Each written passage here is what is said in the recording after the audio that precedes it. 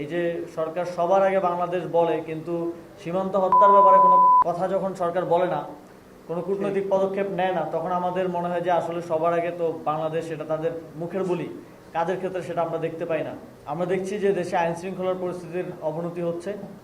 আমরা বিগত অন্তর্বর্তী সরকারের সময় বারবার শুনেছি যে নির্বাচিত সরকার আসলে সব সমস্যার সমাধান হয়ে যাবে, আইন শৃঙ্খলা পরিস্থিতি অনেক উন্নত হবে। আমরা বর্তমান সরকার আসার পর স্বরাষ্ট্রমন্ত্রী থেকে বারবার শুনি যে কোনো মব চলবে না, আইন শৃঙ্খলা পরিস্থিতি খুব ভালো আছে। কিন্তু মাঠের পরিস্থিতি ভিন্ন। জনগণের নিরাপত্তা এক ধরনের শঙ্কা তৈরি হয়েছে, এবং আমরা বিভিন্ন ধরনের আইন শৃঙ্খলার পরিস্থিতি যে ব্যাহত হচ্ছে সেটার বিভিন্ন ইনস্ট্যান্স আমরা সারা দেশে দেখতে পাচ্ছি। আমরা দেখছি যে ইদানিং সীমান্ত হত্যা আবার হঠাৎ করে বেড়ে যাচ্ছে। এটা একটা কনসার্নের বিষয়।